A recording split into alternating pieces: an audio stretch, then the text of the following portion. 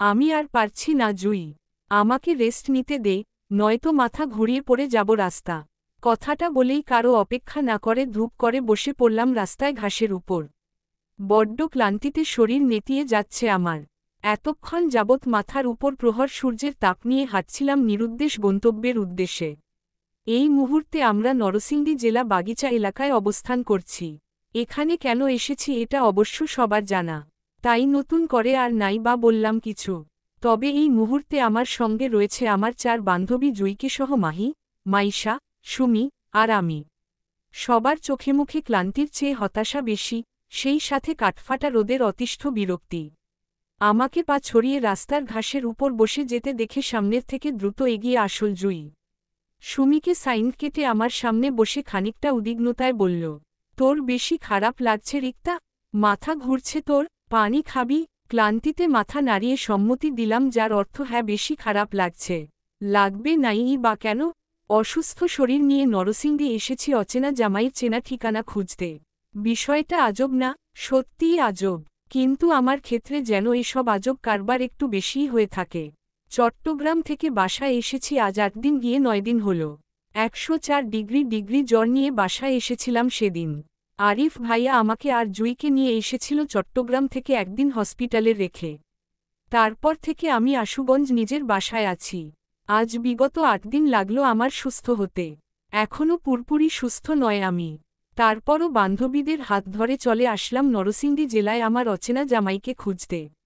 কোথায় তার খোঁজ পাবো জানি না, তবে হাল ছাড়িনি, এখনও খুঁজে চলছি। কারণ তার সাথে আমার এখানেই দেখা হয়েছিল, তাই আমার বিশ্বাস তার ঠিকানা এখানেই পেয়ে যাব। তাছাড়া এখানে এসেই স্থানীয় লোকদের জিজ্ঞাসা করতে করতে একটা কাজী অফিসে গিয়ে পৌঁছেছিলাম। সেখানে আমাকে বিয়ে পড়ানো ওই বৃদ্ধা লোকটা ছিল না। উনাদের সাথে কথা বলে বুঝতে পারলাম তারা আমাকে 1.5 বছর আগে সেদিন রাতে ওই অপরিচিত লোকটার সাথে বিয়ে দেয়নি। নিরাশ হয়েছিলাম আমরা সবাই।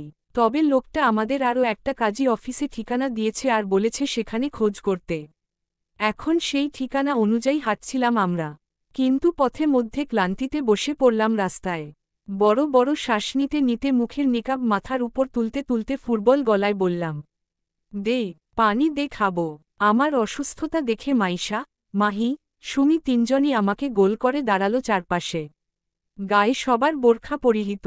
মাইশা, সুমি নিজেদের বোরখা পরলেও আমি, জুই, মাহি পরেছি যার যার মার বোরখা। বয়স্ক মায়ের বোরখা ছোট মেয়েরা পরলে কেমন হবে বুঝতেই পারছেন। আমাকে আর বলে বুঝাতে হবে না। আর্ধ পাগল বুড়ির মতন লাগছিল এক একজনকে। তারপরও নিজেদের সেফটির জন্য এই বোরখা পরে বাসা থেকে বের হয়েছিলাম সকাল 7টার বাসে। আমাদের সবার পরিবার জানে আমরা সবাই সুমিদের বাসায় যাচ্ছি, আর সুমি বাসায় জানে ও আমার বাসায় এসেছে আমাকে দেখতে। আমি অসুস্থ এজন্য। মূল কথা হলো আমরা সবাই যার যার বাসায় মিথ্যা বলে বের হয়েছি নরসিংদীর উদ্দেশ্য। সকাল 7টার বের হয়েছিলাম আর 11টার মধ্যে নরসিংদী বাগিচা এলাকার বাজারে পৌঁছে গেলাম। এখান থেকে কাজের সন্ধান করে একটা কাজী অফিসে পৌঁছেছিলাম, সেখান থেকে নিরাশ হয়ে অন্য কাজীর ঠিকানা যেতে গিয়ে পথে মধ্যে আটকে বসলাম। কারণ সত্যিই আমার অসুস্থ লাগছে, তাই মনে হচ্ছে গায়ের জ্বর আবারও উঠবে। কিন্তু এই মুহূর্তে আমি গায়ের জ্বর থেকে মনের অসুস্থতা একটু বেশি অনুভব করছি। আর তার কারণ হলো আমার ওই অচেনা স্বামীকে নিয়ে। লোকটাকে যত খুঁজতে যাচ্ছি ততই যেন তাকে হারিয়ে ফেলছি। কোনো মতেই যেন লোকটার নাগাল আমি পাচ্ছি না হাত বাড়িয়েও। এতে যেন আমার মনে অস্থিরতা কাজ করছে আরও বেশি লোকটার সন্ধান পাওয়ার জন্য। জানি না এই ঠিকানার গিয়েও যদি লোকটার খোঁজ না পায় তাহলে কি হবে। আমার মনের অস্থিরতাটাও কাউকে বলতে পারছিলাম না, কারণ আমি যাদের বলবো ওরা সবাই আমার উপর ক্ষেপে যাবে স্বামী নামক লোকটার জন্য অস্থিরতার কথা শুনলে। কিন্তু আমি কি করব? ওদের আমার সামনে বারবার রিক্তার জামাই নিয়ে আলোচনা করতে করতে এখন ওই লোকটাকে আমি সত্যিই মিস করছি। আমার মনে হচ্ছে আমি বড় ভুল করে ফেলেছি। আমার উচিত হয়নি সেদিন অচেতন স্বামীকে বিছানায় ফেলে পালিয়ে আসাটা। একটু অপেক্ষা করতাম লোকটার জাগ্রত হওয়ার জন্য, তাহলে হয়তো আজকে এই দিনটা দেখতে হতো না আমায়। আমার মন বিচলিতের দীর্ঘ নিঃশ্বাস ফেলতেই জুই 1/2 লিটার পানির বোতলটা আমার দিকে এগিয়ে দিল। আমি বোতলটা উপরে তুলে ঢগর করে অনেকটা পানি খেয়ে নিলাম। মাইশা নিজের হাতে দ্বিতীয় কাজী অফিসের ঠিকানাটায় চোখ বুলিয়ে আশেপাশে তাকিয়ে বিরক্তি নিয়ে বলল, বাল, এই মধ্য দুপুরে কই জামু অচেনা এলাকায়। শালার কাজী বাড়ি খুঁজতে, ধূর সন্ধ্যার আগে আগে যদি বাসায় না পৌঁছায় তাহলে সবাই ধরা খেয়ে যাব। উহুম, ধরা খাওয়া যাবে না। দুলাভাই খোঁজার মিশন এখনও অল্প হয় নাই, তাই এত তাড়াতাড়ি গল্প শেষ হলে চলবে না। এই ঋতু শরীরে একটু জোর লাগাত বইন। এই তো একটু সামনে বাজার দেখা যাচ্ছে, ওখান থেকে কারো কাছে এই অ্যাড্রেসটা জিজ্ঞাসা করে রিকশা নিয়ে যাব সোজা তোকে বিয়ে দেওয়া সেই কাজী বাড়িতে। বেশি লেট হবে না, জাস্ট একটু কষ্ট করা লাগবে। যেতে পারবি? মাইশার যুক্তিতে কেউ বাধা দিল না, কারণ মাইশার কথাগুলো আসলেও সত্যি। এখানে বসে থাকা মানেই নিজেদের কাজে দেরি করা। আমি হুম বলে অসুস্থ শরীর নিয়ে উঠে দাঁড়াতেই জুই আর মাহি দুজন আমাকে দুই দিক থেকে ধরল। তারপর যতটা পারি দ্রুত হেঁটে একটা অটোরিকশা নিয়ে চললাম ৫ জন কাজী অফিসের উদ্দেশ্য। ভাগ্য ভালো থাকায় সেই অটোরিকশাওয়ালা মামা চিনত আমাদের দেওয়া কাজী অফিসে ঠিকানাটা। প্রায় ২০ মিনিটের পথ পাড়ি দিয়ে পৌঁছালাম ছোটখাটো একটা কাজী অফিসের সামনে। দেখতে মোটামুটি ভালোই ছিল। আমরা সবাই অটোরিকশার ভাড়া মিটিয়ে কাজী অফিসের সামনে দাঁড়াতেই অতি উৎসাহের সহিত মাহি পাশ থেকে আমার হাত চেপে ধরে বলল, ঋতু দেখতো, এটাই কি সেই কাজী অফিস যেখানে তোর বিয়ে হয়েছিল? আমি গোল গোল চোখে আশপাশটা ভালো করে দেখেও কিছুই চিনতে পারলাম না। চিনব কিভাবে? ১.৫ বছর আগে রাতে এসেছিলাম এইখানে, তাই দিনের আলোয় সবকিছু বুঝা মুশকিল। তাই আমি ধীর গলায় বললাম, কিছু বুঝতে পারছি না তো এই অফিসটায় কিনা। আমার কথায় জুই বলল, আচ্ছা চল ভিতরে গিয়ে দেখি কি অবস্থা। তৎক্ষণাৎ উত্তর করল মাহি, হুম চল চল। পরপর ৫ বান্ধবী মিলে কাজী অফিসে ঢুকতে দেখলাম একটা হালকা পাতলা গঠনের লোক সাদা কাবলি পরে টেবিলে উপরে মোবাইল রেখে চেয়ারে বসে মনোযোগ সহকারে ওয়াজ শুনছে। একত্রে আমাদের ৫ বান্ধবীকে ঢুকতে দেখে চমকে উঠে থতমত খেয়ে যান তিনি। ছোট খাটো রুমের কাজী অফিসটা পুরো খালি, বুঝাই যাচ্ছে আজ তাদের কোনো কাজ নেই। হয়তো আজ কোনো বিয়ের ফাংশন হাতে ছিল না, তাই অফিসে অবসর সময় পার করছে ফোন চালিয়ে তিনি। আমাদের ৫ বান্ধবীকে দেখে অভিনবে দ্রুত ফোন বন্ধ করে পাশে রেখে আমাদের দিকে তাকিয়ে সালাম দিয়ে প্রথমে জিজ্ঞাসা করলেন, আসসালামু আলাইকুম। জি, আপনার কি বিয়ে করানোর কাজে এসেছেন নাকি তালাকের পরামর্শে? জোরতায় আমরা একে অপরের মুখ চাওয়াচাওয়ি করলাম, কিন্তু মাইশা আমাদের সবাইকে অপেক্ষা করে সাহসিকতার সঙ্গে এগিয়ে গেল লোকটার সম্মুখে এবং বলল, জি আসলে আমরা আপাতত আপনার কাছে তালাকের পরামর্শের জন্যই এসেছিলাম। আসলে আপনাদের এখান থেকে ১.৫ বছর আগে ২০১৭ সালে নভেম্বরের ৩ তারিখে আমার এক কাজিন বোনের বিয়ে হয়েছিল। এখন ওরা ছাড়াছাড়ি চায়, কিন্তু আমার বোনের কাছে কাবিননামার কোনো কপি নেই। সেজন্য আপনাদের কাছে টাকা দিয়ে পাঠিয়েছে আমাদের কাবিননামার একটা কপি নেওয়ার জন্য। আপনি প্লিজ একটু কষ্ট করে ২০১৭ সালের নভেম্বরের ৩ তারিখের বিয়ের তালিকাটা চেক করে আমাদের সেই কাবিননামাটা একটু দিবেন প্লিজ। কাজী লোকটা বাঁকা চোখে আমাদের দিকে তাকালেন, হয়তো মাইশার কথা একটু বিশ্বাস করেছে এজন্য। লোকটা চেয়ার ছেড়ে উঠে দাঁড়াল, আমাদের বসতে বলে পাশের রুমে গেল আর ৫ মিনিট পর ফিরে এলো মোটাতাজা একটা রেজিস্ট্রার বিয়ে খাতা নিয়ে। আমাদের সবার চোখে মুখে তখন আসার আলো মতো ঝলঝল করছিল খাতাটা দেখে।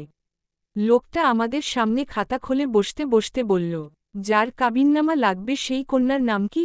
ঝটপট উত্তর করল মাহি, জি, রিক্তা ইসলাম মায়া।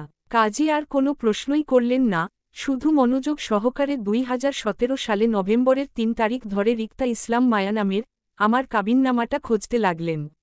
এর ফাঁকে মাহি কাজী সাহেবকে আমার নামটা বলে আমাকে খুঁচিয়ে বলল, ঋতু আমি নামটা ঠিকঠাক বলেছি তো? না মানে তুই এই নামেই বিয়েটা করেছিস নাকি অন্য কোনো নামে? না, এই নামেই করেছি। তার মানে আমি তোর নামটা ঠিকঠাক বলেছি তাই তো? হুম। আরে বাহ, দারুণ তো। আন্দাজে বকা মেরে ফেললাম। মাহির কথার অর্থ না বুঝে কপাল কুঁচকে তাকাতেই মাহি ফের বলল, ওহ আচ্ছা ভালো কথা। ঋতু দেখতো এই লোকটাই কি ছিল সেদিন রাতে তোকে বিয়ে দেওয়া কাজীটা? মাহির কথায় চোখ ছোট ছোট করে তাকালাম আমার সম্মুখে বসা কাজীর দিকে। ১.৫ বছর আগে স্বামীর চেহারাটায় মনে রাখতে পারিনি, সেখানে বিয়ে পোড়ানোর কাজীর চেহারাটা কিভাবে মনে রাখব? তারপরও আমার যতটুকু স্মরণ আছে সেদিন রাতে আমাদের বিয়েটা দিয়েছিল একটা মোটাতাজা বেশ বয়স্ক, লাল দাড়ি ওয়া বৃদ্ধা লোক উনার নিজের বাড়িতে, কোথায় কাজী অফিসে নয়। আমি অসম্মতি দিয়ে বলল, না ইনি সেই কাজী নন। আমাকে যে বিয়ে দিয়েছিল সেই লোকটা অনেক বয়স্ক বৃদ্ধা লোক ছিল। আমার কথায় মুহূর্তে চুপ করে যায় মাহি। খানিকটা ভেবে বলল, আমার মনে হয় এই লোকটা ওই বৃদ্ধা কাজীর ছেলে হবে। আমি এবারও অসম্মতি দিয়ে বললাম, না, এই লোকটা বৃদ্ধা কাজীর ছেলে নয়। কারণ আমাকে বিয়ে দেওয়া বৃদ্ধা কাজীর একটাই ছেলে ছিল, যে সেদিন আমাদের উপকার করেছিল নিজের বাসায় আশ্রয় দিয়ে। সেই লোকটা, এই লোক নয়। মাহি এবার নড়েচড়ে বসল, চোখে মুখে হতাশা দেখা গেল ওর। খানিকটা দ্বিধা নিয়ে বলল, তাহলে আমার মনে হয় এই লোকটা এই অফিসের স্টাফ হবে। মাহির কথায় ভরসা পাচ্ছিলাম না আমি। তারপরও ছোট করে উত্তরে বললাম, হবে হয়তো। থমথমে পরিবেশে আমরা সবাই কাজী লোকটার দিকে তাকিয়ে আছি, যে কিনা একের পর এক পৃষ্ঠা উল্টিয়ে আমার কাবিননামা খোঁজে চলছে। উনার পৃষ্ঠা উল্টানো দেখে বুঝলাম উনি ইতিমধ্যে কয়েকবার করে রেজিস্ট্রি খাতা ঘাটিয়ে ফেলেছে আমার কাবিননামাটা খুঁজতে। অবশেষে তিনি রেজিস্ট্রার খাতা বন্ধ করে আমাদের দিকে তাকিয়ে বলল, দুঃখিত জনাবারা, 2017 সালের নভেম্বরের 3 তারিখের কোনো কাবিননামা নেই এখানে। কারণ এই তারিখের আমাদের কাজী অফিস খোলাই হয়নি। আমি এখানে নতুন স্টাফ, তাই একটু খাতাটা চেক করে নিলাম। কারণ আমাদের এই কাজী অফিসটা প্রতিষ্ঠিত হয়েছে আজ থেকে বিগত 1 বছর 5 মাস আগে। মানে বরাবর 2018 জানুয়ারি মাসে খোলা। আপনারা 2017 সালের নভেম্বরের 3 তারিখের কাবিননামা খুঁজছেন। তার মানে এই অফিস প্রতিষ্ঠিত হওয়ার আরও 2 মাস আগে আপনার বোনের বিয়ে হয়েছিল। এর মানে আপনারা ভুল ঠিকানায় এসেছেন। আপনার বোনের হয়তো অন্য কোনো কাজী অফিস থেকে বিয়ে হয়েছিল, এখান থেকে নয়। এক আকাশ ভেঙে পড়ল, এমন একটা থমথমে অবস্থায় বসে আছি আমরা সবাই। হতাশায় হতবাক সবাই, কারও মুখে কোনো কথা আসছে না। এই নিয়ে পরপর দুইটা কাজী অফিসে চক্র কেটে ফেললাম কাঙ্ক্ষিত কাজীর আশায়, কিন্তু সেই কাজীর বাড়ির সন্ধান পাওয়া গেল না এখনও। সবার থমথমে ভাবের রেশ কাটিয়ে জুই আগ্রহ গলায় বলল, আচ্ছা, এর আগে কি আপনারা নিজেদের বাসায় বিয়ে পড়াতেন? আপনাদের বাসার কি কোনো রেজিস্ট্রার খাতাপত্র আছে কিনা একটু দেখবেন প্লিজ। জুইয়ের অধৈর্য গলায় চোখ ঘুরাল কাজী দিকে। তিনি জুইয়ের ব্যাকুলতা বুঝে বলল, আমাদের এর আগে মসজিদ ব্যতীত অন্য কোথাও বিয়ে দেওয়া হয়নি জনাবা। আর এটাই আমাদের একমাত্র পুরাতন রেজিস্ট্রার খাতা, এর বাহিরে আমাদের অন্য কোনো নোট খাতা নেই। ওহ, তাহলে মনে হয় আমরাই ভুল ঠিকানায় চলে এসেছি। হুমম। এক গুমোট হতাশা চেয়ে গেল সবার মাঝে, আমাদের নিরাশা যেন চারপাশ থেকে ঘিরা। জুই চুপ হয়ে যেতেই মাইশা বলল, আচ্ছা, এই কাজী অফিসের বাহিরে কি আর কোনো কাজী অফিস আছে আশেপাশে? হুম, আছে। এই এলাকার পশ্চিম দিগন্তে সৈয়দ কাজীর অফিস আছে। আপনারা সেখানে খোঁজ করে দেখতে পারেন। আমরা সেখান থেকেই এসেছি মাত্র। ওরাই আমাদের এখানের অফিসের ঠিকানা দিয়েছে। ওদের কাছেও আমাদের কাঙ্ক্ষিত কাবিননামা পায়নি। তাহলে দুঃখিত জনাবা, আর কোনো কাজী অফিস নেই এই এলাকায়। আপাতত এই দুটোই আছে। আপনারা হয়তো ভুল এলাকায় এসেছেন মনে হয়। একরাশ হতাশা নিয়ে উঠতে চাইল সবাই। কিন্তু আমি উঠলাম না, কারণ আমাকে যে ওইদিন রাতে বিয়ে দিয়েছিল ওই কাজীর নামটা না জানলেও উনার ছেলে হাফেজ সাহেবের নামটা ঠিকই মনে আছে আমার। উনি আমাদের সেদিন রাতে সাহায্য করেছিল। হয়তো এখন উনার নামটা বললে বাকি পরিচয়টা পেয়ে যাব। তাই আমি প্রশ্ন করে বললাম, আচ্ছা, আপনি হাফেজ সাহেব নামে কাউকে চিনেন এই এলাকার? আমরা কথায় সবাই উঠতে গিয়েও উঠল না, বরং কৌতূহল চোখ ঘুরাল আমার দিকে। কাজী সাহেব আমার প্রশ্নে তিনিও একটা প্রশ্ন করল আমাকে, কোন হাফেজ সাহেবে কথা বলছেন আপনি? কোন পাড়ার হাফেজ? কোন পাড়ার উনি আপাতত সেটা বলতে পারবো না। তবে উনার বাবাও মানুষের বিয়ে পড়ান। কাজীর টাইপের মানুষ ছিল উনার বাবা।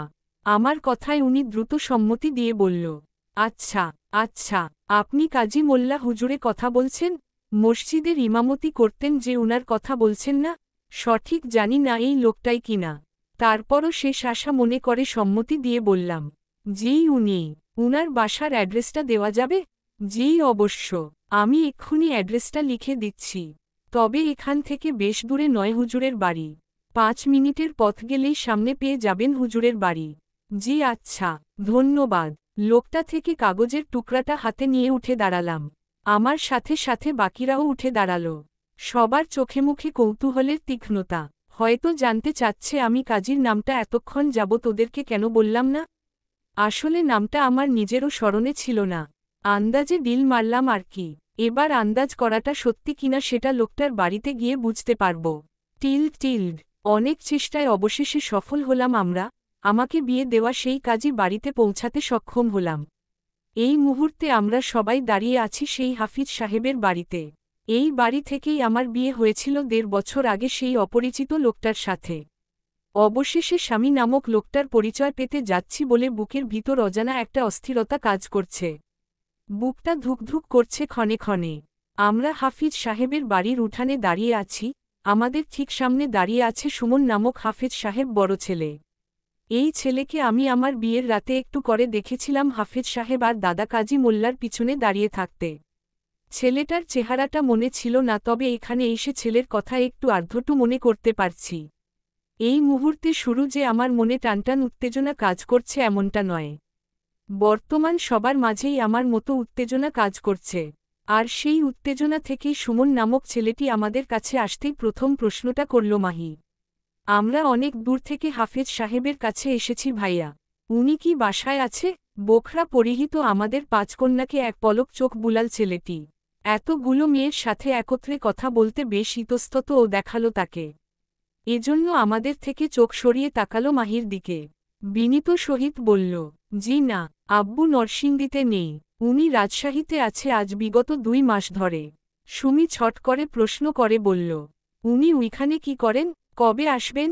জি, উইখানে আমাদের আম বাগানের দেখাশোনা করেন আব্বা, তবে কবে আসবে বলতে পারছি না। ছেলেটির কথায় জুই বলল, আসলে আমরা অনেক বিপদে পড়ে আপনার বাবার কাছে এসেছিলাম সাহায্যের জন্য।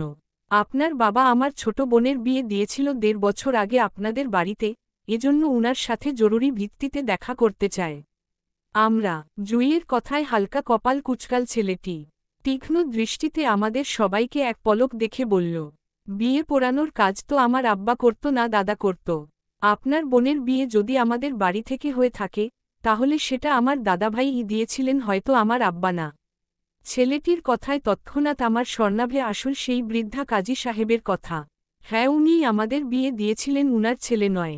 তাই আমি ঝটপট উত্তরে বললাম, হ্যাঁ, আপনার আব্বা নয়, আপনার দাদাই ছিলেন আমাদের বিয়ে দেওয়া কাজী সাহেব। উনি কোথায়? উনাকে ডাকুন একটু প্লিজ। বিষণ্ণয়ে ছেলেটি আমার দিকে চমকে তাকাল। আমার হুটহাট কথায় যেন ছেলেটি চমকে গেল। আমার বান্ধবীরাও চমকিয়েছে একটু। আমি এমনভাবে নিজের বিয়ের বিষয়টা ফাঁস করে দিব ওরা হয়তো ভাবেনি। কারণ এখানে আসার আগে আমাদের কথায় ছিল কেউ যেন ভুলেও না বলে আমি সেই পাত্রী যার কাবিননামা তোড়জোড় করে খোঁজে চলছি আমরা। এই ওয়াদা কেউ ভঙ্গ করেনি, বরং আমি উত্তেজনায় মুখ ফসকে বলে ফেললাম। আমার হুটহাট এই মুখ স্লিপ করার বিষয়টির জন্য না জানি কোনোদিন বড় ধরনের বিপদে সম্মোহনী হয় আমি, আল্লাহ জানে।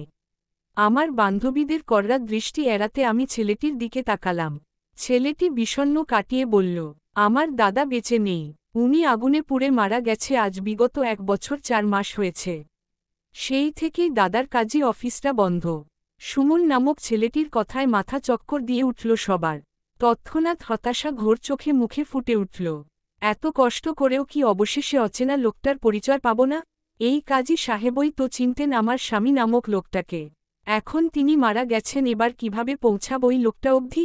হতাশ যখন আমার গলা ধরে আসছিল কষ্টে, তখন মাইশা আসার আলো জ্বালিয়ে দ্রুত প্রশ্ন করল ছেলেটাকে, বলল, আপনার দাদা বেঁচে নেই, কিন্তু উনার কাজী অফিসের কাগজপত্র তো এখনও রয়েছে তাই না?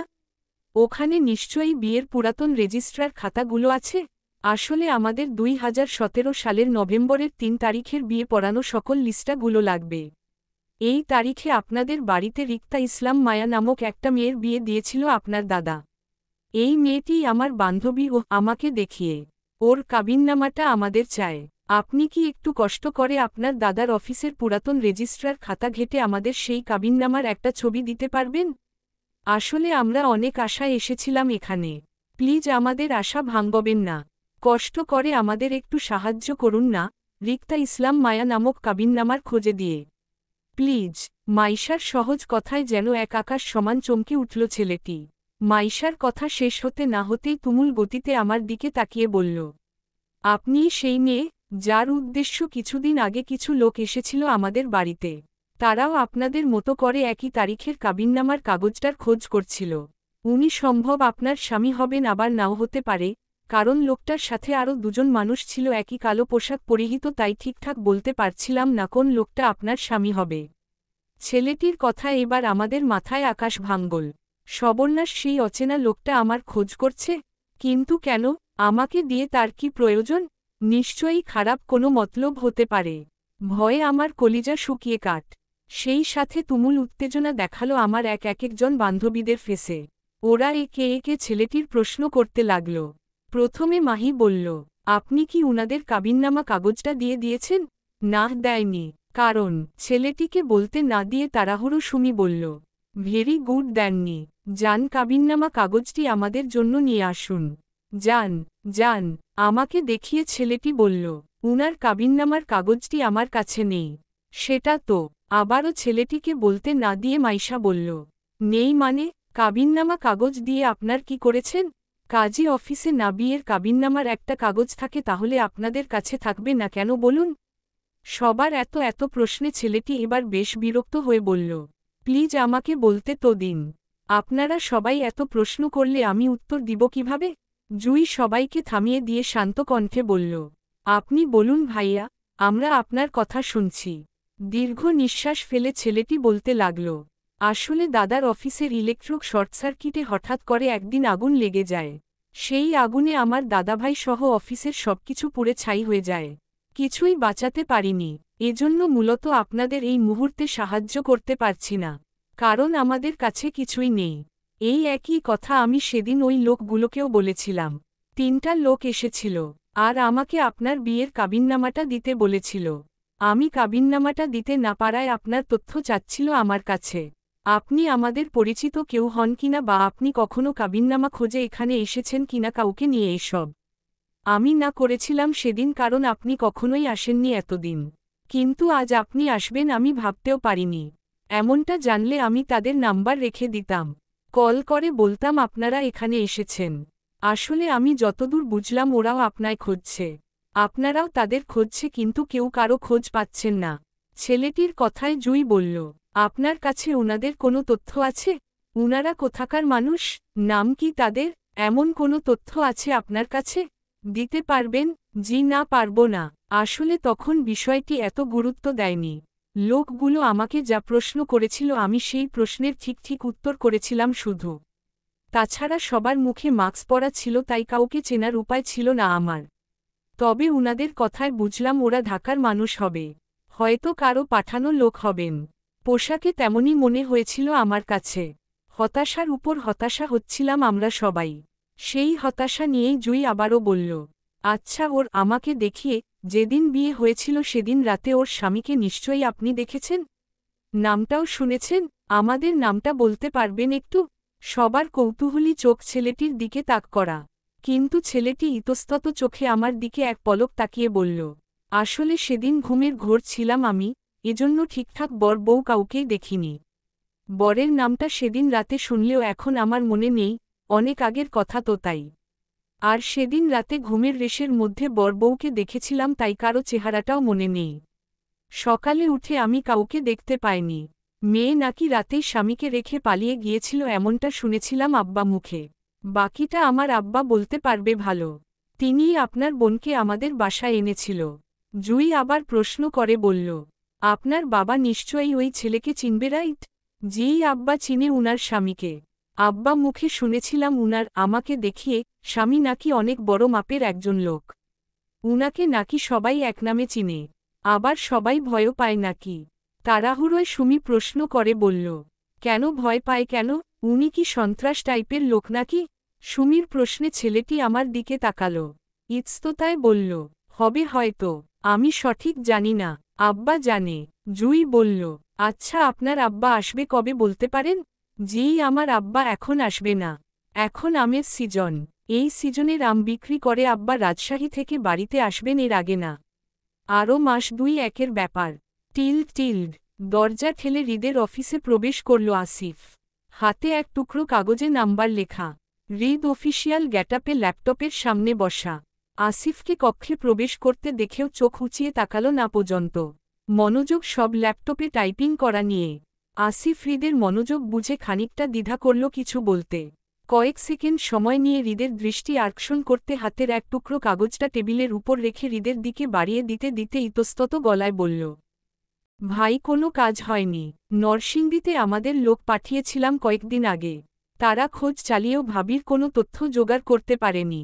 কারণ কাজীসহ উনার অফিসের সবকিছু আগুনে পুড়ে ছাই হয়ে গেছে আরও 1.5 বছর আগেই। তাই আপনাদের বিয়ের কাবিননামাটাও পাওয়া যায়নি। দ্বিতীয় কথা হল, ভাবিকে সেই বাড়ির কেউ চিনে না। একদম অপরিচিত মানুষ ভাবি তাদের। কেউ জানে না মেয়েটি কে ছিল যার সাথে আপনার সেরাতে বিয়ে হয়েছিল। আসিফের দীর্ঘ কথায় হৃদের হাত থেমে যায় ল্যাপটপের কিবোর্ডে। চোখ উঁচিয়ে তীক্ষ্ণ দৃষ্টিতে তাকালো আসিফের দিকে। ল্যাপটপের কাজ রেখে আসিফের বাড়িয়ে দেওয়া কাগজটার দিকে একটা ভ্রুর উঁচিয়ে তাকাতেই আসিফ হৃদের মনোভাব বুঝে বলল, ভাই এখানে কাজী সাহেব ছেলে, হাফিজ সাহেবের নাম্বার আছে। এই লোকটার সাথে কথা বলে হয়তো ভাবির সম্পর্কে কিছু জানা গেলেও যেতে পারে। এজন্য মূলত লোকটার নাম্বার আনতে বলেছিলাম আমাদের লোকদের।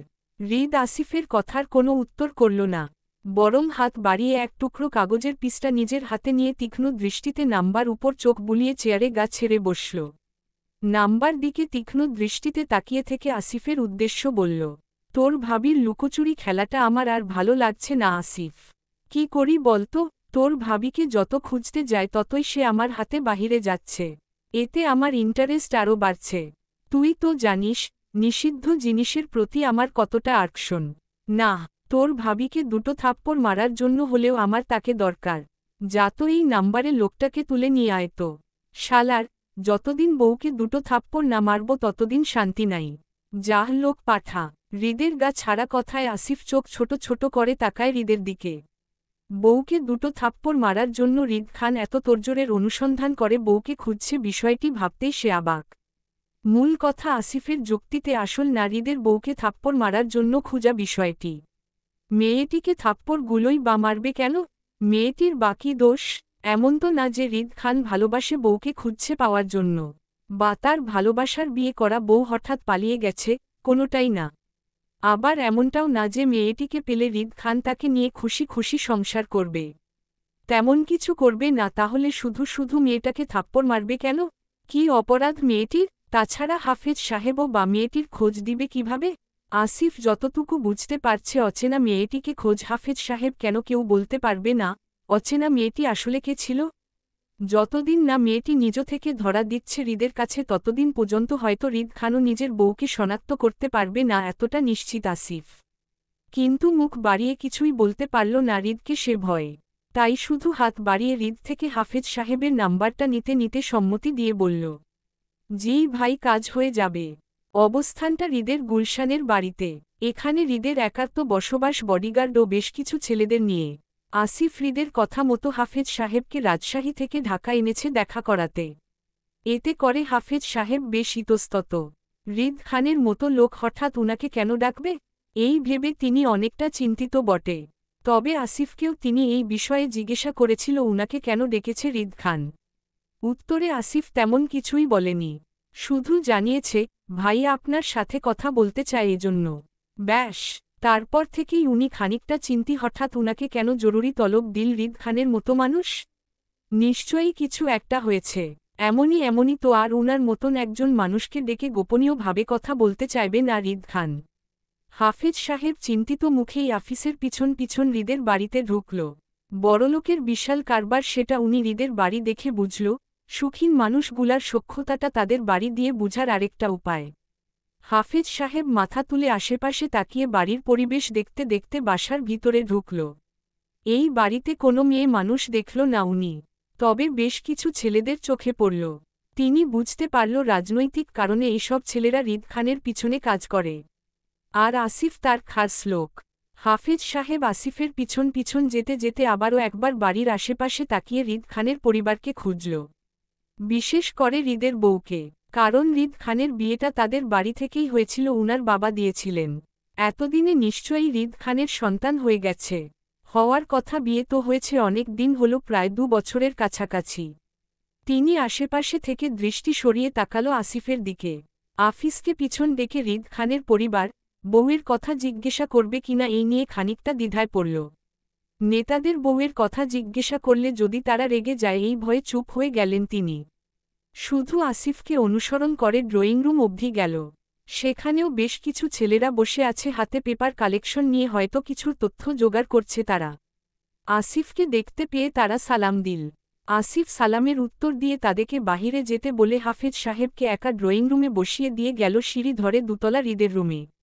হালকা চাপানো দরজাটা টেলে রুমে প্রবেশ করতেই দেখল হৃদ সোফায় বসে ল্যাপটপে কি যেন টাইপিং করছে, কানে ব্লুটুথ লাগিয়ে কথা বলতে বলতে। আসিফ রুমে প্রবেশ করে চুপচাপ গিয়ে একপাশে দাঁড়িয়ে রইল যতক্ষণ না পর্যন্ত হৃদের ফোন আলাপ শেষ হচ্ছে ততক্ষণ। হৃদের ফোন আলাপ শেষ হতেই সুযোগ বুঝে আসিফ হৃদের দৃষ্টি আকর্ষণ করতে বলে উঠল, ভাই, হাফেজ সাহেবকে নিয়ে এসেছি, উনি নিচে বসা আছে। হৃদ কান থেকে সাদা ব্লুটুথটা খুলে টেবিলের উপর রাখতে রাখতে চোখ তুলে তীক্ষ্ণ দৃষ্টিতে তাকালো আসিফের দিকে। এক হাত এখানো তার ল্যাপটপের উপরই। আসিফের কথার উত্তরে বলল, উনাকে উপরে নিয়ে আয়। আসিফ বলল, ভাই, নিচে আউট মানুষ নাই, আমি সবাই বাগানে বসতে বলছি, কথা বলতে সমস্যা হবে না। আসিফের কথা উত্তরে হৃদ তেমন কিছু বলল না, শুধু হাত দিয়ে ল্যাপটপের শাটার বন্ধ করতে করতে বলল, তুই যা, আমি আসছি। জি ভাই। আসিফ নিচে এসে হাফেজ সাহেব সাথে গুটি কয়েক মিনিট অপেক্ষা করতেই হৃদ গম্ভীর মুখে নিচে নেমে আসল। গায়ে ফরমাল ডেন্স, কালো টি শার্ট সাথে কালো ট্রাউজার, যেমনটা সে রোজ পরে থাকে তেমনই। হৃদ হাফেজ সাহেব মুখোমুখি হতেই উঠে দাঁড়ান তিনি। হৃদকে সালাম দিতেই হৃদ সালামের উত্তর দিয়ে উনাকে বসতে বলে সেও বসে যায়। দুজনই মুখোমুখি সোফায় বসা, আসিফ হৃদের পাশে দাঁড়ানো। থমথমে পরিবেশে হাফেজ সাহেব বেশ ইতস্তত করল হৃদের সাথে কথা বলতে। হৃদ উনার ভাবভঙ্গিমা বুঝে সোজাসাপটা বলতে শুরু করল, ঘুরিয়ে ফিরিয়ে কথা না বলে সোজা পয়েন্টে আসি। আপনাকে বিশেষ প্রয়োজনে ডাকা হয়েছে এখানে। আপনি হয়তো ইতিমধ্যে জেনে গেছেন আমার লোক আপনার বাসায় কেন গিয়েছিল। হৃদ কথাটা বলেন দৃষ্টি তুলে হাফেজ সাহেবের দিকে তাকাতেই তিনি হতবাক হয়ে মাথা নাড়িয়ে না বুঝান। এর মানে তিনি জানেন না। হৃদ খানিকটা কপাল কুঁচকে উনার দিকে তাকিয়ে ঘাড় ঘুরিয়ে আসিফের দিকে তাকাতেই আসিফ দ্রুত বলে ওঠে, ভাই, উনি তো বাসায় ছিল না, রাজশাহী ছিল, হয়তো উনার পরিবার আমার কথা জানায়নি। হৃদ বিরক্তি কপালের ভাঁজ আরও দৃঢ় হয় যখন হাফেজ সাহেব আসিফের কথায় সম্মতি জানায়। সে তার বউকে সিরিয়াস খুঁজছে, অথচ এখানে সবার ডিলামিটা পছন্দ হচ্ছে না। হৃদ যে তার বউকে খোঁজা নিয়ে সিরিয়াস সেটা কি কেউ বুঝতে পারছে না? নাকি হৃদের মধ্যে সিরিয়াসনেস ভাসে না এই বিষয়ে? হৃদের বিরক্তি রেশ কাটাতে সোজাসাপটা বলে ওঠে, আপনার হয়তো মনে আছে আপনার বাবা আমার বিয়ে আপনাদের বাড়িতে দিয়েছিল, কিন্তু কার সাথে দিয়েছিল সেটা জানতে চায়। সোজাসাপটা বলতে গেলে মেয়েটার পরিচয় বা খোঁজ চায়। হৃদের কথায় আকাশ থেকে পড়ল এমন অবস্থা হল হাফেজ সাহেবের। তিনি হতবাক, হতবুদ্ধি হয়ে তাকিয়ে রইল হৃদের দিকে। মোট কথা এই মুহূর্তে তিনি হৃদের কথাগুলো হজম করতে পারছে না। কারণ উনাদের জানামতো হৃদ খানের সাথে থাকা মেয়েটি হৃদের প্রেমিকা হবে বলেই উনার বাবা কাজী মোল্লা সাহেব সেদিন রাতে তাদের বিয়ে দিয়েছিল। কিন্তু এখন বলছে মেয়েটি হৃদ খান চিনি না, তার পরিচয় হাফেজ সাহেবের কাছে চাইছে। এখন হাফেজ সাহেব সেই মেয়েকে পাবে কোথায় যার সাথে হৃদ খানের বিয়ে হয়েছিল? সেই মেয়েকে তো তিনিও চিনেন না। হৃদ খানের সাথে প্রথম এবং লাস্ট দেখেছিল তাও ঝড় তোফানের রাতে। এখন এই যদি হৃদ খানকে বলাতে রেগে যায় তো? হাফেজ সাহেব বিভ্রান্তিকর পরিস্থিতি পড়ে মৃদু ঘামতে লাগল এসির নিচে বসেও। এই মুহূর্তে তিনি বুঝতে পারছেন সেদিন রাতে উনার বাবা আসলে কি ভুলটাই না করেছিল অপরিচিত দুজন মানুষ বিয়ে দিয়ে। উনার বাবাই বাকি করতেন, তিনি একজন ধর্মীপ্রন্থী মানুষ। অশ্লীল চলাফেরা উনার পছন্দ না। তারপর আবার হৃদ খান ও সেই মেয়েটির অবস্থাও ছিল বিধ্বস্ত। উনারা কেন সেদিন রাতে যে কেউ তাদের দেখতে একই ভুলটা করত? হাফেজ সাহেব অনেকটা অসহায়বোধ করে মুখ তুলে তাকালো হৃদের তীক্ষ্ণ দৃষ্টিতে। হৃদ উত্তরের আশায় উনার দিকে তাকিয়ে আছে হালকা কপাল কুঁচকে। হাফেজ সাহেব হাঁসফাঁস করে বলল, আপনাকে নিয়ে সেদিন রাতে যে মেয়েটি এসেছিল আমাদের বাসায় সাহায্যের জন্য, তাকে আমি বা আমার পরিবারের অন্য কেউ কখনো দেখেনি বা চিনি না। আমার বাবা মেয়েটিকে আপনার প্রেমিকা ভেবেই সেদিন রাতে বিয়েটা দিয়েছিল, তাই সেই মেয়েটির কোনো পরিচয় আমাদের কাছে নেই। হাফেজ সাহেবের সহজ সরল কথায় মেজাজ খারাপ হল হৃদের। সে তিরতির মেজাজে দাঁত চেপে বলল, ভাত খেয়ে বয়স বাড়িয়েছেন নাকি ঘাস চিবিয়ে? পরিচয় না নিয়েই দুজন অপরিচিত মানুষকে বিয়ে দিয়ে দিলেন, আর এখন বলছেন পরিচয় দিতে পারবেন না? মূর্খতা একটা লিমিট থাকে। হৃদের রাগের অসহায়ত্ব প্রকাশ করল হাফেজ সাহেব। তিনি এখন বুঝতে পারছেন সত্যিই সেদিন রাতে কতটা ভুল করেছিল দুজন অসহায় মানুষদের হঠাৎ বিয়ে দিয়ে। অপরিচিত মেয়েটি অবশ্য বারবার কেঁদে কেঁদে উনাকে বলেছিল যে হৃদ খানকে সে চিনে না, কিন্তু তিনি বিশ্বাস করেননি। অথচ আজ ভীষণ অপরাধ বোধতায় ভুগছে। উনার কাছে কাবিননামা কাগজটিও নেই যে মেয়েটির তথ্য জোগাড় করে হৃদ খানকে দিবে তার বউকে খুঁজে বের করার। কারণ ভয়ঙ্কর আগুনে উনার বাবাসহ সকল কাগজপত্র পুড়ে ছাই নিঃস্ব তিনি। হাফিজ সাহেব অন্তত অনুতপ্তের সাথে মাথা তুলে হৃদের দিকে তাকিয়ে অপরাধী গলায় বলতে চাইল, আসলে আমরা। হৃদ বাধা দিয়ে পুনরায় মেজাজ দেখিয়ে বলল, আসলে কি? কতটা মূর্খতা কাজ করেছেন আপনারা সেটা বলবেন? হৃদের চেহারার রং বদল হতে দেখে পাশ থেকে দ্রুততার সঙ্গে মুখ খুলল আসিফ। সে হাফিজ সাহেবকে সহজ প্রশ্ন করে বলল, আচ্ছা, বিগত দিনের মধ্যে ভাবি বা তার পরিবার থেকে কেউ এসেছিল আপনাদের বাড়িতে হৃদ ভাইয়ের খোঁজ করতে? হাফিজ সাহেব হৃদের থেকে দৃষ্টি ঘুরিয়ে তাকালো আসিফের দিকে, ধীরস্থে মাথা নাড়িয়ে অসম্মতি জানিয়ে আসিফের প্রশ্নের উত্তরে বলল, না, আসেনি। ওহ আচ্ছা, এমনিতে ভাবির কোনো পরিচয় দিতে পারবেন? বা বলতে পারবেন ভাবি দেখতে কেমন ছিল? তাহলে আমরা আর্টিস্ট ম্যান দিয়ে ভাবির একটা ছবি আঁকিয়ে রাখব খোঁজার সুবিধার্থে। হাফিজ সাহেব এবার ভীষণ দ্বিধায় পড়ল। তিনি সত্যি সেদিন রাতের মেয়েটিকে এত লক্ষ্য করেনি। হুজুর মানুষ হয়ে আরেকজনের বউকে লক্ষ্য করাটাও পাপ। তাই তিনি যতটুকু দেখেছিল এখন সেই চেহারাটা তেমন মনে নেই। ওই আদৌ হালকা মনে আছে ছোট একটা মেয়ে ছিল, লাল হিজাব আর শাড়ি পরা। ডান চোখের ভিতর ছোট একটা তিল ছিল, মেয়েটি কাদার সময় লক্ষ্য করেছিল, ব্যাস এতটুকু। আমি হুজুর মানুষ, তাই মেয়েটিকে তেমন লক্ষ্য করেনি। তবে যতটা দেখেছিলাম এতদিনে মেয়েটির চেহারাও ভুলে গেছি। শুধু মনে আছে সোল্প বয়সী শাড়ি আর লাল হিজাব পরা একটি মেয়ে ছিল। দেখতেও মাশাল্লাহ। ডান চোখে মণি, পাশে ছোট একটা তিল ছিল। কিন্তু চেহারা গঠন বর্ণনা করার মতো এই মুহূর্তে আমার তেমন কিছুই আর মনে নেই স্যার। হৃদের বদলতি চেহারাটা ধীরে ধীরে শান্ত হয়ে আসল হাফেজ সাহেবের কথা শুনে। হৃদ জানে যে নিজ থেকে লুকায় তাকে খুঁজে বের করা মুশকিল। তার অচেনা বউও তাই। ধরা দিবে না বলেই গা ঢাকা দিয়ে লুকিয়ে আছে। কোথায় লুকিয়ে আছে কে জানে? হৃদ মনস্তাত্ত্বিক বিষয়ে ভেবে গা ছেড়ে সোফায় মাথা ঠেকিয়ে বসল, দায় সারাভাব নিয়ে বলল, বুঝলেন হাফেজ সাহেব, অচেনা বউটা আজকাল আমার মাথা ব্যথা থেকে বুক ব্যথার কারণ হয়ে দাঁড়িয়েছে। তাকে যত খোঁজা চেষ্টা করছি সে ততই হারিয়ে যাচ্ছে। আসলে বেয়াদব বউয়ের পাল্লায় পড়েছি, বুঝতে পারছেন। বিয়েটা করেই সে গায়েব। এখন কি করি বলুন তো? অপরাধী হাফেজ সাহেব হতবুদ্ধি হয়ে তাকিয়ে রইল হৃদের দিকে। উনার বলার বা করার মতো কিছুই নেই আপাতত। এক বুক হতাশা নিয়ে 15 দিনের মতো বাড়িতে থেকে সুস্থ হয়ে চট্টগ্রাম শহরে ফিরেছিলাম আরও 15 আগে। তারপর থেকেই আমাদের রেগুলার কলেজ, কোচিং সবই চলছে। রোজকার রুটিনমাফিক পড়াশোনা কাজটাও চলছে। বলতে গেলে সময়ের কাজ নিজ গতিতেই চলছিল, কিন্তু থেমেছিল আমার বিষণ্ণ মনের অবস্থাটা। অচেনা এক স্বামীর জন্য যেন প্রতিনিয়ত একটু একটু করে ছটফট করে তাকে চেনার আশায়। লোকটা দেখতে কেমন হতে পারে সেই চিন্তা করতে করতে একটা কাল্পনিক চিত্রও এঁকে ফেলেছি আমি মনে মনে। অচেনা স্বামীকে নিয়ে সারাক্ষণ চিন্তা করতে করতে লোকটার প্রতি কেমন যেন অদৃশ্য টান অনুভব করি আজকাল। বলতে গেলে আমার মনে ছোট একটা ঘর তৈরি হয়েছে লোকটার জন্য, যাকে খুঁজে পাওয়া আমার সাধ্যের বাহিরে। সেদিন নরসিংদী থেকে সবাই হতাশ হয়ে ফিরলেও আমি ফিরেছিলাম অসুস্থ মন নিয়ে তীব্র কষ্টের। অচেনা লোকটাকে খোঁজার শেষ আশাটুকু আর রইল না। বহু কষ্টে কাজী বাড়ির খোঁজ পেলেও আমার স্বামীর ঠিকানা খুঁজে পাওয়া যায়নি। খালি হাতে ফিরেছিলাম সবাই নরসিংদী থেকে। তবে আসার সময় হাফেজ সাহেবের ফোন নাম্বার নিয়ে এসেছিলাম উনার ছেলে সুমন থেকে। কারণ হাফেজ সাহেবের সাথে কথা বলে আমার স্বামীর পরিচয় জানব বলে। তাই সেদিন নরসিংদী থেকে ফিরার পর আমার আবার ধুম বাঁধিয়ে জ্বর উঠল। পুরো 2 দিন অসুস্থ ছিলাম, গায়ের তীব্র জ্বরে। তবে আমার অসুস্থতাটা শরীর থেকে মনের বেশি ছিল। তৃতীয় দিনের মাথায় আমার সকল বান্ধবীরা আবারও হাজির হয় আমাদের বাড়িতে আমার অসুস্থতা বাহানা দিয়ে দেখতে এসে। তারপর 5 বান্ধবী মিলে রুমের দরজা বন্ধ করে ফোন দিলাম হাফেজ সাহেবের ফোনে। উদ্দেশ্য ছিল আমার স্বামীর খোঁজ করা। কিন্তু ভাগ্য খারাপ হলে যা হয় তাই হলো। সেদিন থেকে আজ পর্যন্ত হাফেজ সাহেবের ফোনটা আমরা বন্ধ পাচ্ছি।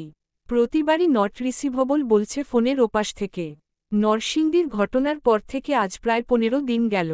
এই 15 দিনে না হলেও আমি বার ফোন লাগিয়েছি হাফেজ সাহেবের ফোনে। কিন্তু প্রতিবারই একই কথা, নট রিসিভেবল। এই যে এখনও তাই বলছে। বুক ভারীর তীব্র কষ্টে আমার মাঝে মধ্যে হাউমাউ করে কাঁদতে ইচ্ছা করে। এমনটা কেন করে তাও বুঝি না আমি। এমন না যে স্বামীকে আমার খুব প্রয়োজন বা তাকে ভালোবাসি আমি। এমন কিছুই না। তারপরও লোকটাকে খুঁজে না পাওয়ার আকাঙ্ক্ষা থেকেই আমার কষ্টটা হয়। মানুষ বলে না, যে জিনিস কষ্ট করে অর্জন করতে হয় তার কদর থাকে দীর্ঘদিন, চিরস্থায়ী। আমার ক্ষেত্রেও তাই। লোকটাকে খোঁজার তীব্র আকাঙ্ক্ষা ও না পাওয়ার কষ্টটা ধীরে ধীরে তাকে আমার অস্তিত্বের সাথে বিচরণ করাচ্ছে। সে কেমন হবে জানি না, হয়তো জুইয়ের কথা মতো নেশাখোর খারাপ লোকও হতে পারে। তবে দিন যত যাচ্ছে তাকে না দেখে ততই যেন আরও বেশি ফিস করছি। আমার এমনটা হচ্ছে তাকে খুঁজে পাওয়ার আকাঙ্ক্ষা থেকে। দীর্ঘশ্বাস ফেলে হাতের মুঠোয় চেপে ধরা ফোনটিতে আরও একবার ডায়াল করলাম হাফেজ সাহেবের নাম্বারে। বরাবরই মতোই ফোনের ওপাশের মহিলাটি একই কথা বলতে বুক ছিঁড়ে দীর্ঘ নিঃশ্বাস বেরিয়ে এলো আমার কষ্টে। জুই আয়নার সম্মুখে থেকে নিজের হিজাব মাথায় বাঁধতে বাঁধতে চোখ উঠিয়ে আয়নায় দিয়ে আমার দিকে তাকাতে দুজনের চোখাচোখি হয়ে গেল। জুই আমার বিষণ্ণ চেহারাটা দেখে মনের অবস্থা বুঝতে পেরে আয়না দিয়ে তাকিয়ে বলল, ফোন যাচ্ছে না হাফেজ সাহেবের নাম্বারে? না। ওহ। জুই পুনরায় আমাকে আর কিছুই জিজ্ঞাসা করল না, বরং নিজের হিজাব বাঁধায় মনোযোগী হল, কারণ এখানে বলার মতো কিছুই নেই। হাফেজ সাহেবকে রোজই কল দেওয়া হয়। জুই রোজ একবার করে হাফেজ সাহেবকে কল করলেও আমি লুকিয়ে 100 বারের উপরের দেয়। জুই নিজের কাজে মনোযোগ হলো আর আমি কল করাতে মনোযোগ হলাম। কারণ আর কিছুক্ষণ পরে আমি আর জুই আরিফ ভাইয়ার সাথে চট্টগ্রামের বিশেষ মেজবান খেতে যাব ভাইয়ার এক বড় ভাইয়ের বাসায়। আমাদের কোচিং সেন্টারের সকল স্যাররাও যাচ্ছে সেই বড় ভাইয়ের বাসায়। তবে আরিফ ভাইয়া আমাকে আর জুইকে সঙ্গে করে নিয়ে যাচ্ছে, কারণ আরিফ ভাইয়ার সেই বড় ভাইয়ের পরিবার থেকে নাকি আমাদের দুজনকেও নিয়ে যাওয়ার দাওয়াত এসেছে। আমি জানি না আরিফ ভাইয়ার বড় ভাইকে, আর না জানতে চায়। তবে আমি যতটা আরিফ ভাইয়াকে জানি, ভাইয়া কখনো তার ফ্রেন্ডের বাসায় বোনদের নিয়ে যাওয়াটা পছন্দ করে না। বন্ধুদের আলাদা রাখে বোনদের কাছ থেকে। আরিফ ভাইয়ার সকল বন্ধুত্ব বাসার বাহিরের হয়, আমাদের সামনে নয়। কিন্তু এবার কেন আরিফ ভাইয়া তার বড় ভাইয়ের পরিবার কথায় আমাদের নিয়ে যাচ্ছেন তাও জানি না। মাথায় এমনিতেই স্বামীর চিন্তা লেগে আছে, সেখানে নতুন চিন্তা ঢুকাতে চায় না বলে দীর্ঘ নিঃশ্বাস ফেলে আবারও হাফেজ সাহেবের নাম্বারে কল লাগিয়ে জুইকে উদ্দেশ্য করে বললাম, আচ্ছা জুই, তোর কি মনে হয় সুমন নামক ছেলেটা ওর বাবার নাম্বার আমাদের ভুল দিবে? আমার কথায় জুই হিজাবের ভিতর পিন সেট করতে করতে আয়না দিয়ে তাকিয়ে বলল, মনে হয় না ছেলেটি এমন কাজ করবে। প্রথমত ছেলেটা সত্যি সত্যিই আমাদের হেল্প করতে চাচ্ছিল, এজন্য দেখলি না সে নিজেই তার বাবার নাম্বার দিয়েছে আমাদের।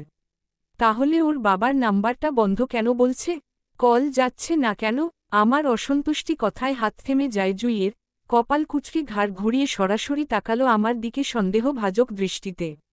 তুই কি কোনো কারণে তোর অচেনা স্বামী জন্য অস্থির হচ্ছিস ঋতু? মিস করছিস লোকটাকে? জুইয়ের প্রশ্নে খানিকটা হাসফাস করলাম আমি। সত্যি বলতে আমার কাছে এই প্রশ্নের উত্তরে নেই আপাতত।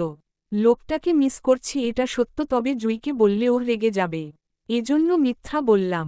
না, আমার কথা জুইয়ের বিশ্বাস হলো, তাই দ্বিতীয়বার আর প্রশ্ন করল না। বরং প্রসঙ্গ পাল্টিয়ে জিজ্ঞাসা করে বলল, যেভাবে আছিস সেভাবেই যাবি নাকি হিজাব করবি? হাতের ফোনটা বিছানায় রাখতে রাখতে বললাম, হিজাব করব। এদিকে আয়, আমি করে দিচ্ছি। টিল্ড। চট্টগ্রামের মেজবান নাকি স্পেশাল হয়। সত্যি আজ নিজের চোখে দেখলাম। আমার জীবনে এই প্রথম ছিল চট্টগ্রামের কোনো মেজবানে আসা, তাও চট্টগ্রাম আসনের মন্ত্রী বাসায়। উফফো, বুঝতে পারছেন আমি কোথায় এসে পড়েছি? ঘুরে ফিরে আমি রিদ খানের দাদার বাড়ি চলে আসলাম। আমি কল্পনাতেও ভাবিনি আরিফ ভাইয়া আমাদের রিদ খানের বাপ দাদার বাড়িতে নিয়ে আসবে মেজবান খেতে।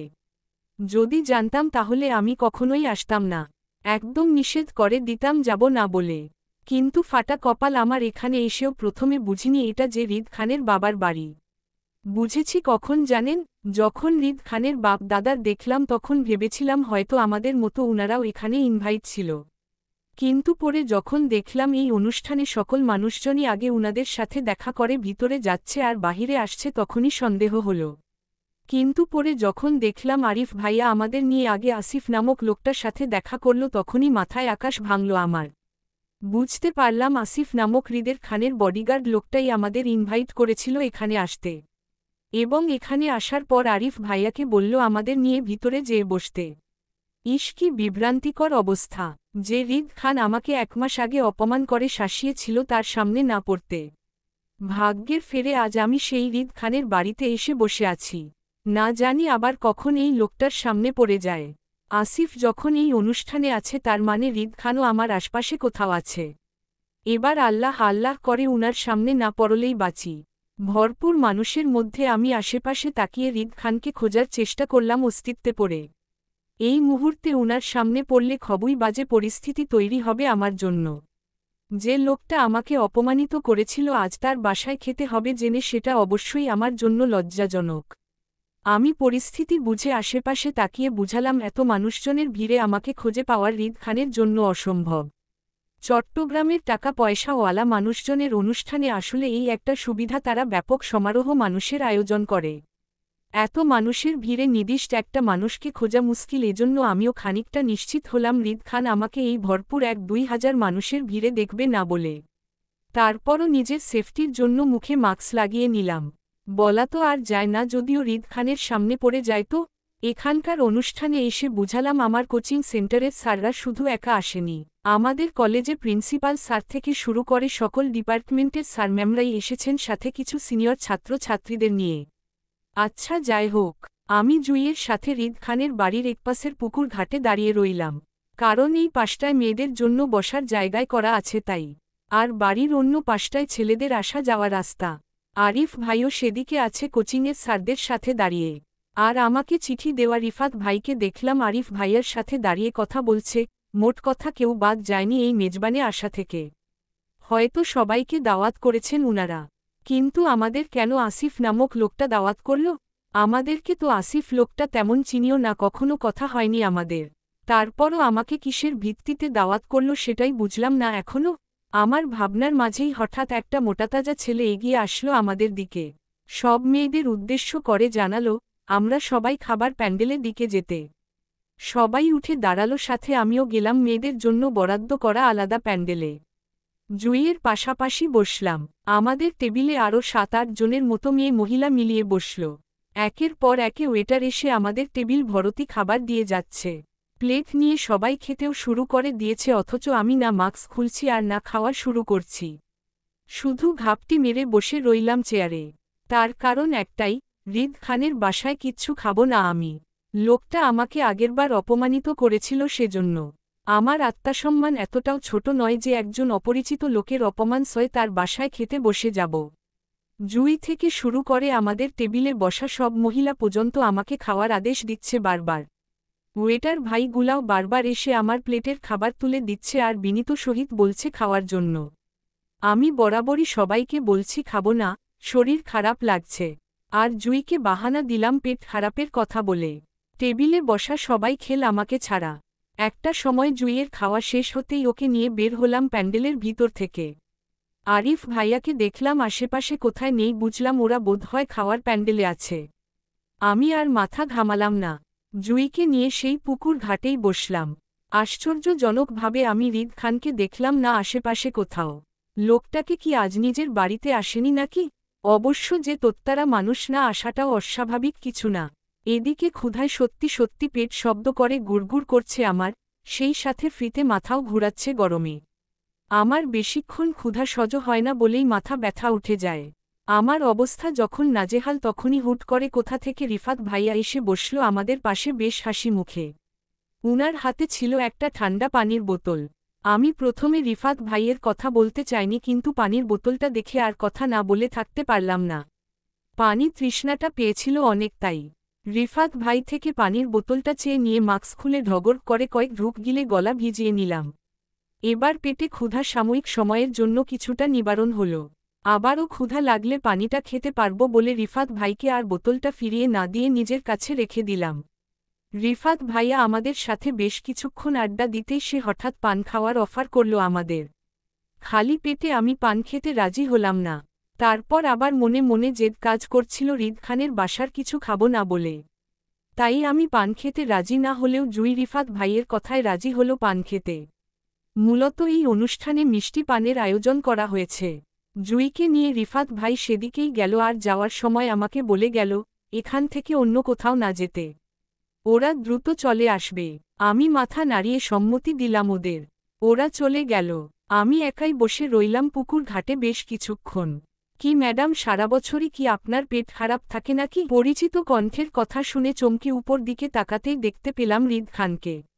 দ্রুততার সঙ্গে আমি বসা থেকে উঠে দাঁড়িয়ে উনার দিকে চোখ রাখতেই দেখলাম হৃদ পিউর সাদা পাঞ্জাবি পায়জামা পরে দাঁড়িয়ে আমার সামনে।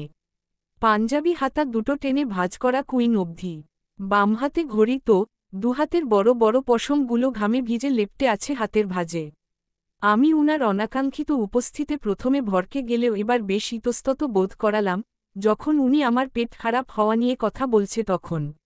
লজ্জায় মাথাটা আমার নুয়ে আসল।